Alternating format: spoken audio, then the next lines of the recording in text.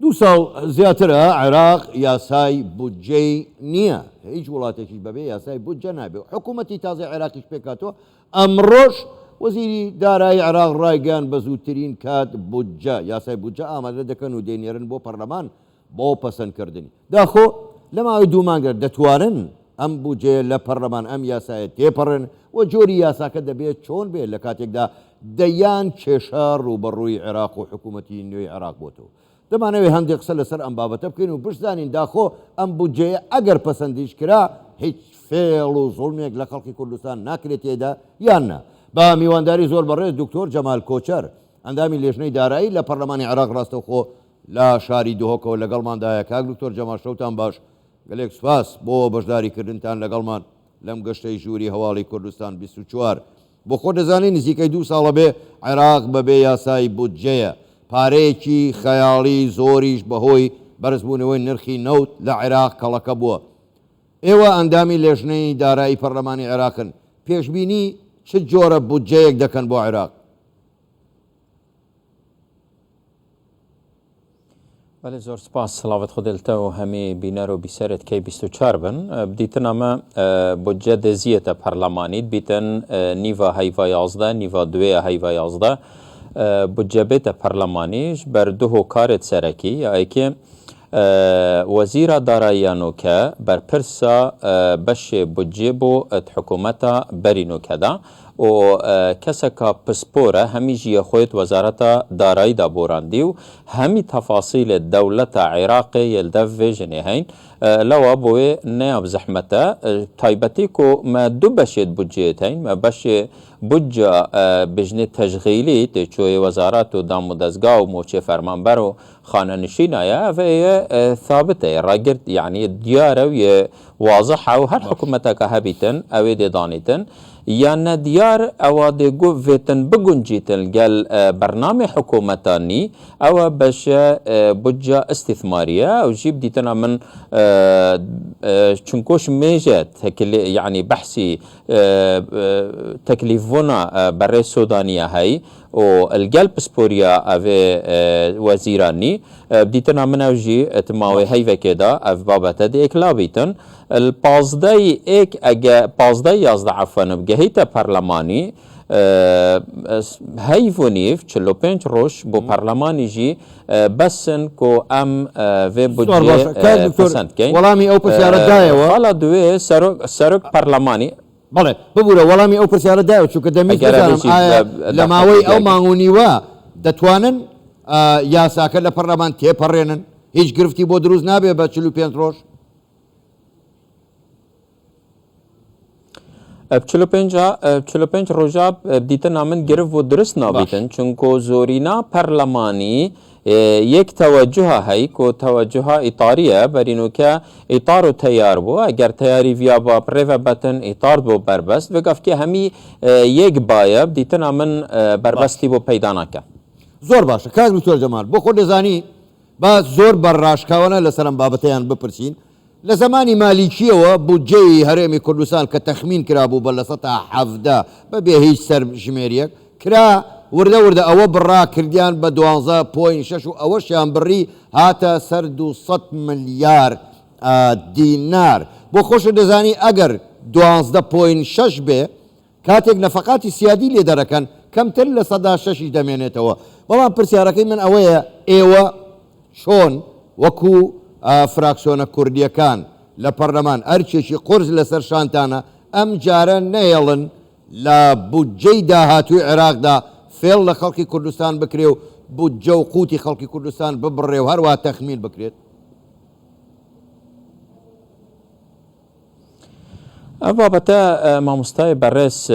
فراکسیۆنێت کوردستانی بتنێ نەشێن پەرلەمانیەک لا بکەن ڤیا با ئەولانên سیاسی ئەvêt مفاوزات لەگەل حکومەتێک کردین کۆ بچنەت ناو حکومەتێدا لەگەل وەرگرتنە وەزارەتە ئەف بەری وەرگرتنە وەزارەتە ئەف بابەتە یەکلا کردبیتن کۆ بودجە هەرێمێ نابێت ببیتە گرفت نابیتن بڕیارە دادگەها فدرالی ببیتە بەربەست حتا یاسایە گاز و غازێ دەردکەویتن نابیتن 13.9 هیچ ڕەنگێکی کێمتر بیتن نابیتن هیچ ململانه که سیاسی بیتت نافوت جدا ویتن لانه سیاسی اوه اکلا کر بیتن اما تو بیجل هولا پارلمانی اگر رکفتنا سیاسی برینگه نبیتن یان جیوه گفت نبیتن بار پارلمانتار کرد الوریگله که بزحمته چونکو هم کمینین امنا زورینین امتشین یعنی دانشتنی پک بخین یعنی نصابی بشکنین یعنی جی وضعی تک دین ام نشین فاخر بکنج برنده دیتن من ویتن حکومت هرم الگلوان لان سیاسی اوید چوینت حکومت دا اف مفاوضات کربن برینو که و وقف که بین الگلمه ام الگلوان پک وکا چه پیتوی هنه دا بکینت نافرش نویسی دا و اتفاق که سیاسی بیتا کرن منو که گرفته که گله که مزنه های او ایکمین بودجه دیت پارلمانی و بریارکا دادگاه فدرالیه های بحثی غازو غازت هریمت کتن لو اگر رکفتنا سیاسی بری هنگی نبیتن اف بریاره دویتا آستانگا که گلکا مزن البرانبر پارلمانتار کردجی و البرانبر حکومت بغداجی الگل حکومت هریمه باش کاگ دکتور جمال پرسیاری من دقرمه وسره و چوکا پرسیارمه هی بلام ویستم اوه بپرسم ایوه بو خوتان کسیکن لێژنەی دارایی و شارەزایەکی باشتان لەو بوارەدا هەیە پێشبینی چەند دەکەن بۆ بودجەی تەواوی عێراق یعنی ژمارەیەک ئەگەر بە تەخمینیش بێ بە لەسەر پێوەری نرخی یەک بەرمیل نەوت بۆ خۆ دەزانی لە عێراقدا هیچ شتێک نییە هەرتەنها نەوتە یعنی پێشبینیتان تەخمینتان بۆ ئەوە چەندە دەبێ بودجەکەی عێراق چەند تریلیۆن دینار بێ یاخوا گەر بە دۆلار حسابیکەین چەند ملیار دۆلار بێ و لەسەر ئەساسی نرخی یەک بەرمیل نەوت نرخ برمیل تصور من ویتن نوبین هفته حتی هفته پنج دا بیتا خملاندن و بودجه عراقی جی دیتنا من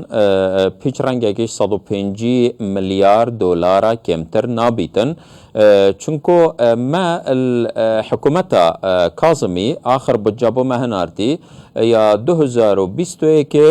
168 تریلیون دینار دانابون نزیکی 110 میلیارد دلاره و دگوته اوه بودجه که کرتهنانه یا وضعه تنگاویه یا دهات گازه گلک گاسیا ارزان بوی دوگف که دا گاسیال سعرت باش و اوه 2 ساله جی چو داخلی ساله دوی بیتن که ما بودجه نهی و پیتویت خلقه کی بنیاد تحتی دامو دزگیت حکومت داخازیت خلقه کی اوه همی یت يعني يت جهشتين حدا كيفتن پاره که باش بو بیت ترخان کرن لا بدیتنا من ده بودجه 105 میلیارد دلار وید زیاده تر بیتن او فایزه هی الگل او دهات سال 2023 هر دوکا ده دن الگل کو ده بودجه کو سایت دان اگر نه حکومت دیسان ده بیجین نشتن چه پیشکش کتن و اگر نشیا چه پیشکش کتن وقف کد بیتن استغلالا و نه پیشکش کرنه بیت کرن ابتایبتش لای تیار صدری و وضعکه جارکادی گرم بیت ولو حکومت یا نچاره دو تشتا بکتن یا ای که خدمت کا باش بکتن یا دویک چکسازی کا جدی دست بکتن باش کاک دکتور جمال دو پرسیار ایوه آماجتان بخالکی یکجار گرنگ دا پیش بینی ایوه کرد که بودجه عراق 150 ملیار دلار به هر وها پیشتریش گوتان نابه بودجه هرمی کردستان ل 13.9 کمتر به با رای ایوه اما دوای ایوه کن نفقاتی سیادیشی لی درکره دبه بودجه هرمی کردستان دیاره بیلا پیشمرگه من قسم لسر اوه که رنگ بودجه پیشمرگش هر بخیره و سر هرمی کردستان اگر خصیانه سر وزارتی دفاع وشتی کی تره پیش بینی چند دکن با بودجه هرمی کردستان با خودزانی سرشمیری نکراوه هر تخمینیشه بدیتنا من دوی حالاتی دادش 15 میلیارد دلار زیاده تر لیتن چونکو اگر 100 بن دبنا 13 پوینت نه اگر 105 بن ده يعني هشت ديجي بجا عن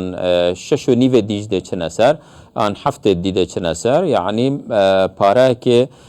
باش دئتن اگر تبي حتى نفقات السيادي جبين داره دیتنا من ده 15 مليار دولار ده بو هرمين اگر هرم پابند بیتن ام ویتن و بیجین اگر هرم پابند بیتن لوا دیتنا من و جاره و حکومت هرمه گلک نرمی نشاب دتن چونکو مل دولت عراق مفایز جیه هی و مداهات جیه هی چند دهات العراق يعني سعريت غازي جرانتر لبن بشي هرم دي زيادتر ليتن چونكو الويري ما عقدت خدمية هين يعني هر برميلا غازي $2 جيتشن بس ما الهرم عقدت شراكة هين يعني هندي بلن بيتن شركة ما بيتن او جالك فايدات كان ام جالك فايدانا كين لوا هيفيد كين حكومة هرمي تفكيرك جديد في بابتي دا بكتن كون نرمية باش يعني نشاب داتن دا بجا باشش بغدا ور بگريتن چونكو بجا عراقي 105 مليار بون ام توقع بمنت 15 مليار دولارات كين بسيارة هر مازن اويا اگر هرم پابند نبيتن دي 15 مليار بويش دا هاتوي يه غازب تنه دي ان آن اكيد برسفنه زور باشا زور بارز دكتور جمال كوچر اندامي لجنه دارایی لپرلمان عراق راسو خو لا دوهکو لگل ما بو گلک سپاس با بشداری کردنتان لگل ما سپاس بو یوشتان باش